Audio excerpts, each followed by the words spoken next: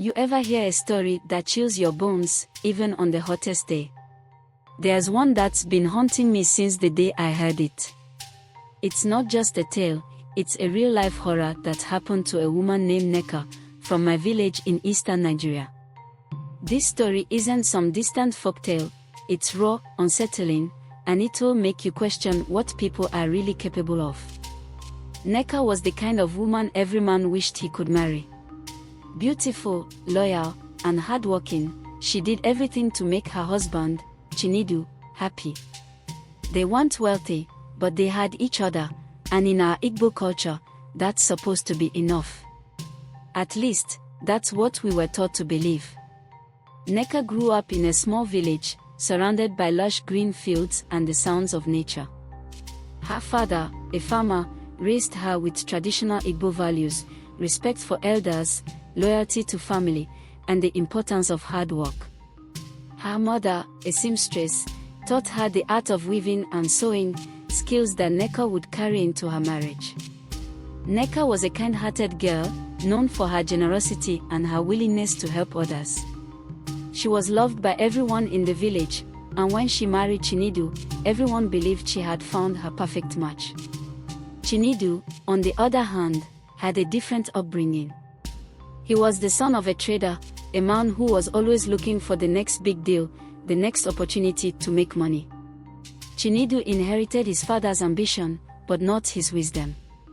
He was a dreamer, always talking about the big plans he had, the wealth he would accumulate, and the luxurious life he would live.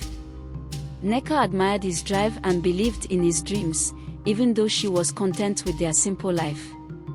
Their marriage started out like any other, full of hope and promise. Nneka and Chinedu worked hard to build a life together. She managed the household, cooked, cleaned, and tended to the small farm they had, while Chinedu tried his hand at various business ventures. Some were successful, but most failed. Still, Nneka stood by him, supporting him through every setback. But as time went on, Chinedu's failures began to weigh heavily on him. He became restless, frustrated by his inability to achieve the success he so desperately wanted. He started spending more time away from home, mingling with men who had the wealth and status he desired. Nneka noticed the change in him, but she didn't say anything. She believed that if she continued to support him, he would eventually find his way. It was during one of these outings that Chinedu met Brigadier General Udo, a man of immense power and influence in the military. Udo was known for his ruthlessness. He wasn't someone you'd want to cross, not unless you had a death wish. Chinedu, though, blinded by his greed, saw an opportunity in the general. He borrowed 80 million naira from him, planning to invest it in a business that he believed would make him rich beyond his wildest dreams. But things didn't go as planned. The business deal fell apart, and Chinedu found himself drowning in debt. 80 million naira is a colossal amount, especially when you owe it to someone as dangerous as Brigadier General Udo. The general didn't get his rank by being kind-hearted. He was feared across the land, and everyone knew that crossing him would mean certain doom. When the time came to repay the loan, Chinedu had nothing. General Udo didn't take kindly to being cheated, and he made it clear that if Chinedu didn't pay up, there would be hell to pay. I remember the day Udo's men came to the village. They arrived in a convoy of black SUVs, their presence alone striking fear into the hearts of everyone who saw them. They stormed Chinedu and Nneka's home, ransacking the place, leaving nothing untouched. They didn't care that Nneka was in the house, trembling with fear as they tore through their belongings. When they finally left, they gave Chinedu a chilling ultimatum: 1 week to pay up, or face the consequences. The whole village knew what that meant. We all feared for Chinedu's life, but we also knew that there was no escaping the wrath of General Udo. Nneka found out about the debt when General Udo sent his men to their home. The fear that gripped her heart was indescribable. She had always known Chinedu to take risks, but this was beyond anything she could have imagined.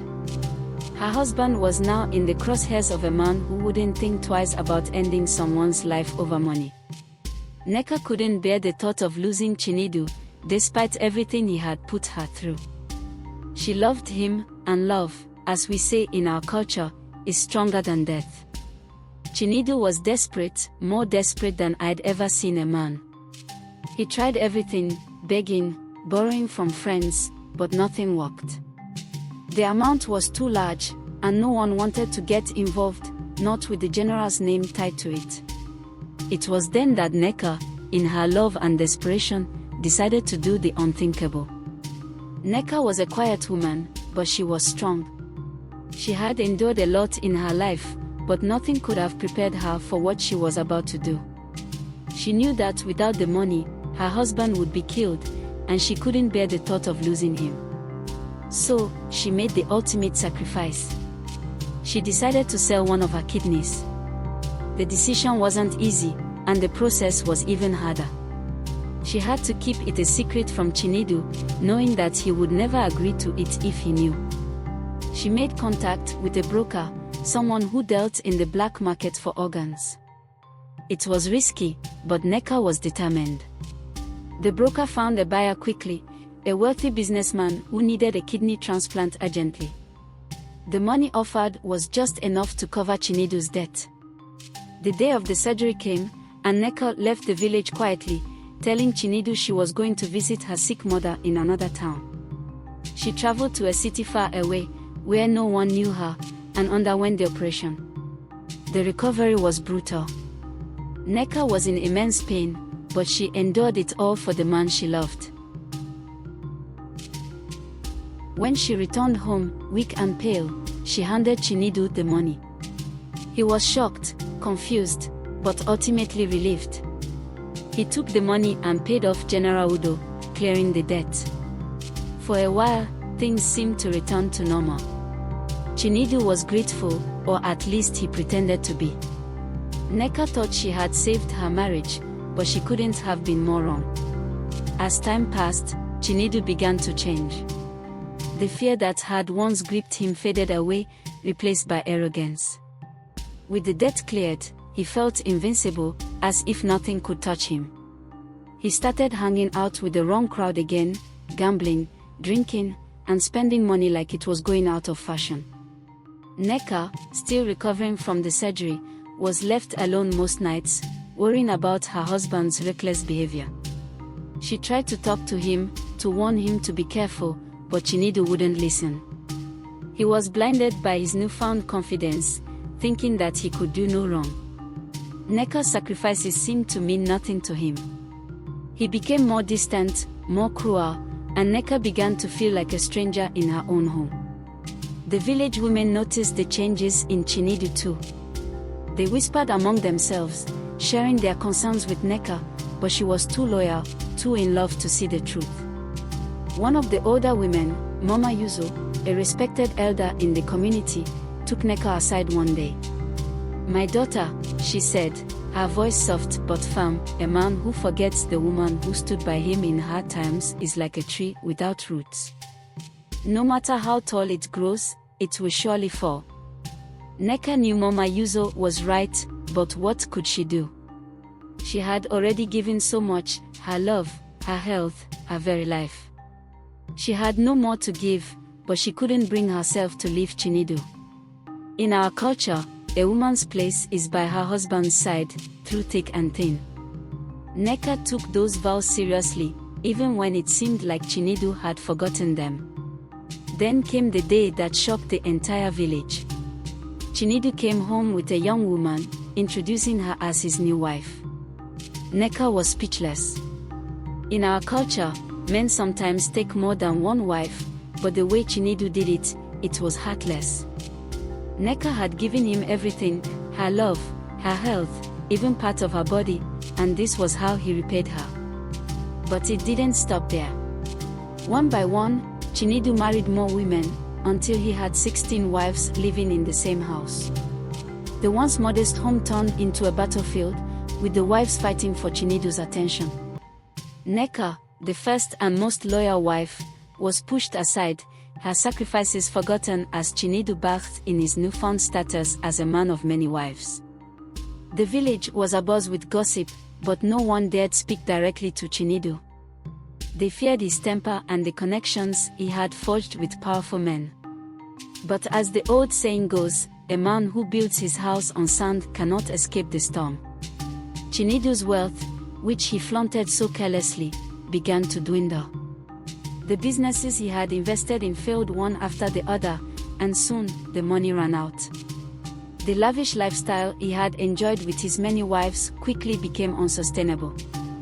The young women he had married, once so eager to be with a man of means, grew restless as they saw the luxuries they had been promised slipping away.